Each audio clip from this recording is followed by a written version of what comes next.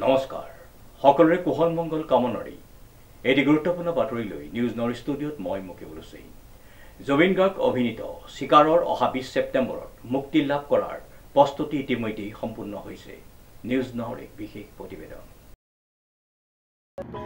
জুবিন গাৰ্গ অভিনীত চিকাৰৰ শুভাৰম্ভণি ষ্ট্ৰীট সৃষ্টিমূলক সজাগতাত ব্যৱহাৰ কৰা হৈছে 40 জন গীটাৰিষ্ট।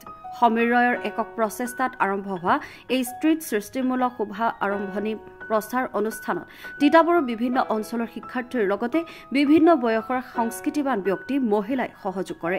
ইয়াৰ লগতে গীটাৰজনৰ সংগীত শিল্পী যতীন ডেকাই চিকাৰৰ সাতুৰঙী গীতটি সকলোকে গীটাৰত বজাবলৈ উৎসাহিত কৰে। অহা 20 ছেপ্টেম্বৰত মুক্তি লাভ কৰিব লগা চিকাৰৰ প্ৰস্তুতি ইতিমধ্যে সম্পন্ন হৈছে।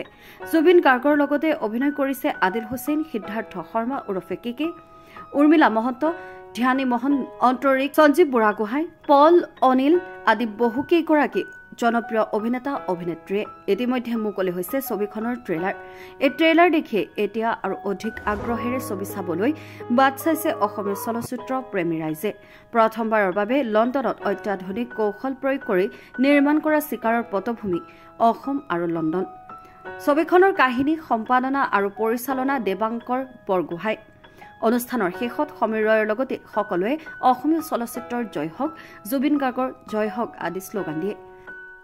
যি নতুন চিনেমা আজি অসমবাসী ৰাইজে বহু আগ্ৰহেৰে অপেক্ষা কৰি আছে চিকাৰ, আৰু চিকাৰ হৈছে লণ্ডনত খুব অত্যাধুনিকভাৱে নিৰ্মিত এখন ছবি চিকাৰ। আৰু চিকাৰ অহা 20 ছেপ্টেম্বৰত মুক্তি লাভ কৰিব। আজি আমি ইয়াত পোষ্টাৰিঙৰ শুভাৰম্ভ কৰিছোঁ চিকাৰ, আৰু আমাৰ লগত এই নতুন প্ৰজন্মই সকল। শ্ৰীমন্ত মাধৱ বৰুৱাৰ ৰিপৰ্ট, যোৰহাট।